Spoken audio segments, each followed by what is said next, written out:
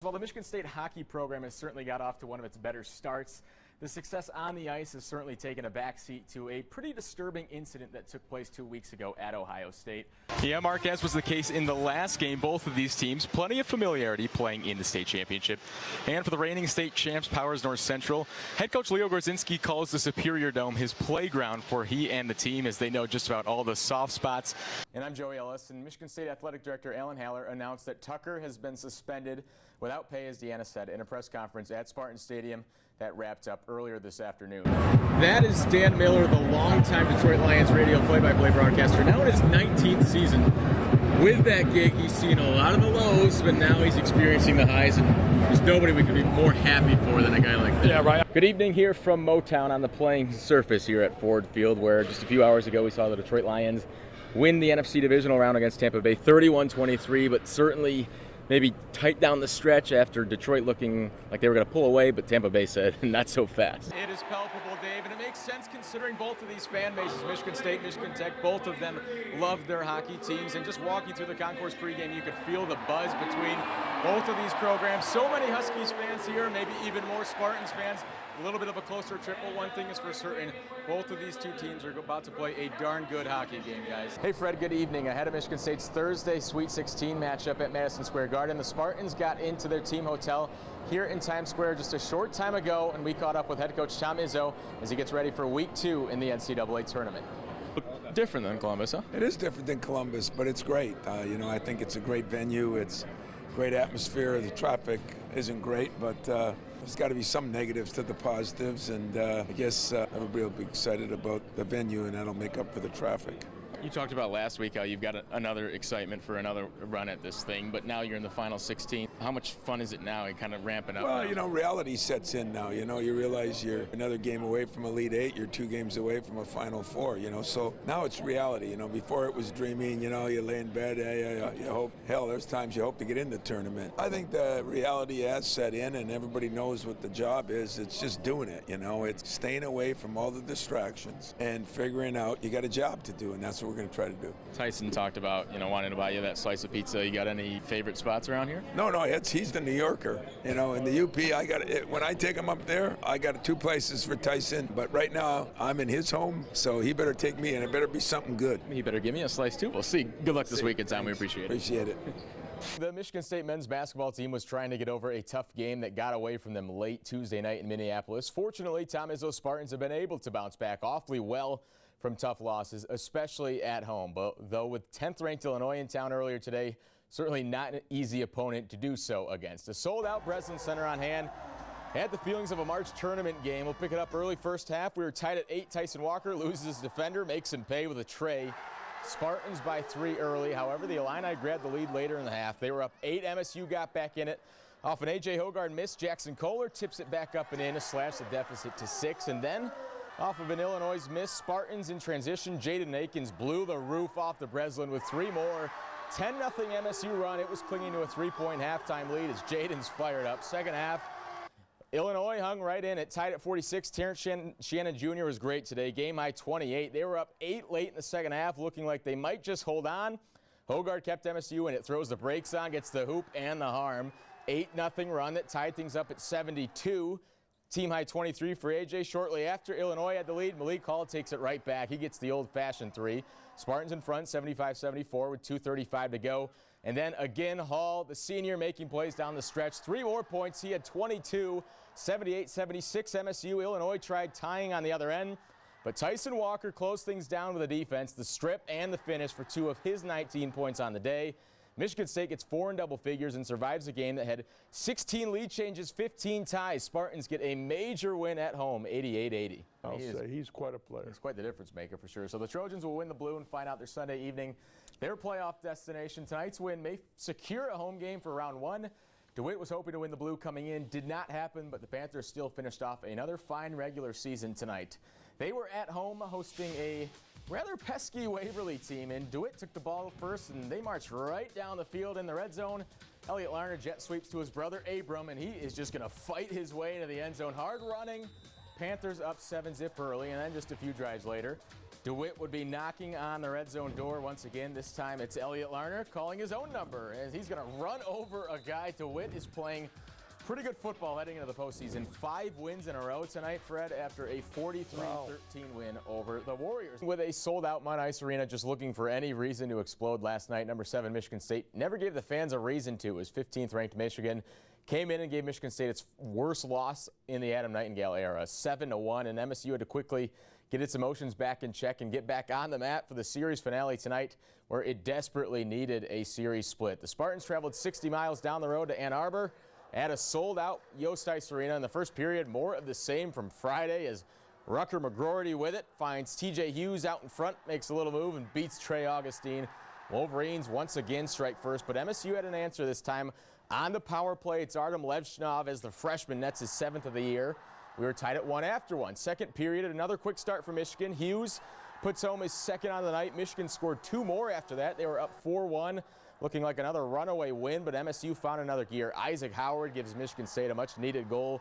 His 6th of the year, and it cut the deficit to 2, and then later, Nico Mueller scored. Gavin O'Connell tied it at 4, so we're tied, and then here's Jeremy Davidson giving Michigan State the lead. 4 unanswered goals had the Spartans leading their rivals 5-4 after 40 minutes. Third period now, Mueller back with it, and he gave Michigan State some insurance. Puts home his 2nd on the night. Joey Larson buried an empty netter as the Spartans went on to score 6 unanswered goals in a race of 4-1 deficit. With 6 different Spartans lighting the lamp, Michigan State gets a much-needed win, 7-5 to split the weekend. It's the first win in Ann Arbor since 2019. Kellen, considering the effects from Monday's tragedy are still fresh, it doesn't feel right sitting here talking about what went wrong for Michigan State at Michigan. And in a late February game, one game that both teams certainly needed, the situation in East Lansing is one that certainly puts things much more into perspective. But on Saturday night, both teams, bitter rivals on any other night, were one team together, helping a shattered Spartan community begin to heal. On behalf of the University of Michigan, we share our condolences for the lives lost, those critically injured, and everyone impacted in the Spartan community. We played the game for 2 hours. Played the game to try to make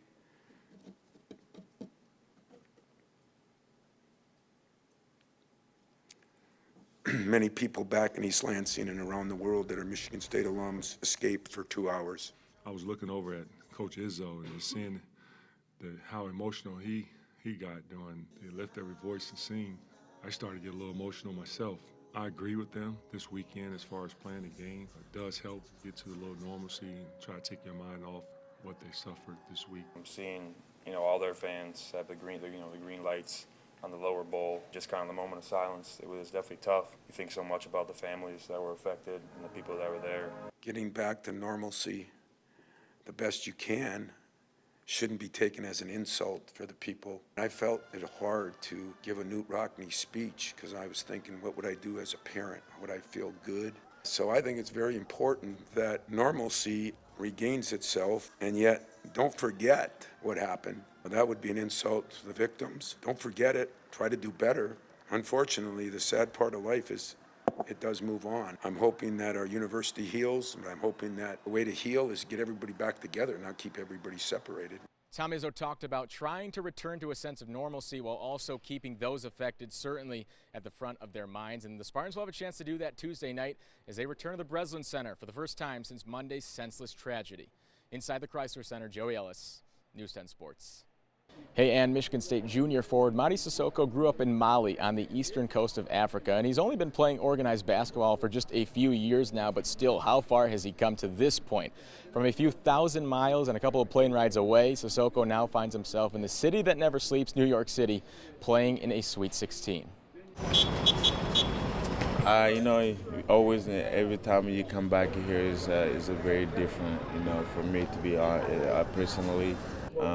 Back home is way, way different than New York City. We are very honored to come back here again and then play the Madison Square Garden. Sissoko plays for far more than basketball while at MSU. For me, giving a chance, I'm the kind of only guy in my whole village have this kind of chance to come in America and play basketball. Here in the States, he's playing for his whole country, giving all of his name, image, and likeness money in an effort to help build a brand new school back home. That's the mission we're doing right now: build school and give the children a chance to go to school. I want to always give back, and I know how much people need help back home. So for me to have NL stuff and the give back is definitely blessed for me to do that. Not many people get afforded the opportunities Mady has been given here in the United States, so while he's excelling on the floor, his main goal is to inspire young kids off of it. That's my dream. I hope somebody also follow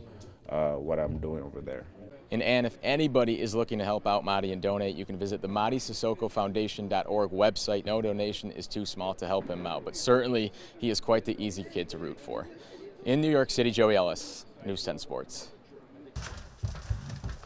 Gavin Miller loves YouTube, sports, and playing Fortnite, just like any 11-year-old. But growing up hasn't been easy. 7 years ago, Gavin's thigh bone stopped growing. It's a rare disease called Perthes. Gavin wanted to play hockey, so he was in a learn to play hockey program, and he kept complaining of knee pain. I was like, you're fine, get back out there, keep pushing through it. He developed a limp, and we took him into the doctor. They thought it was just a sprain, nothing too big, but mom instinct got kind of pushed, and we went into an orthopedic. Because of his age and knee pain, they just automatically did a hip x-ray, and it came right up on the hip x-ray. Gavin was only 5 years old when he had his first surgery. Then he needed a second one that the family couldn't afford. They found the International Perthes Foundation in Dallas, Texas, and Gavin found something else there. It's really fun.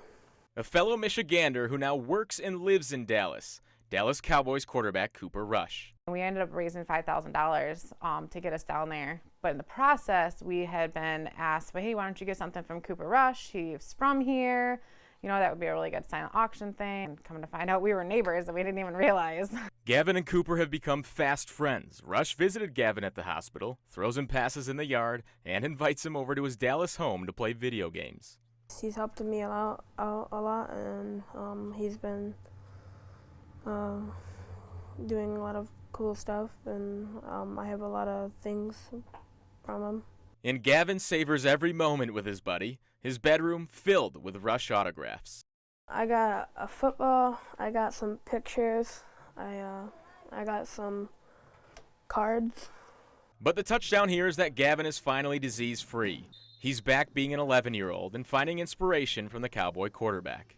It was cool because he sent us a video, and my mom showed my entire team it, and it gave us more inspiration, and after that we went 7-0. It's been a long road to full recovery for Gavin, but he doesn't see it that way. He knows now he can help someone else who may be going through a rough spot in life too. I say keep thinking, or keep thinking up about someone who you like, and keep fighting. In Charlotte, Joey Ellis, News 10 Sports.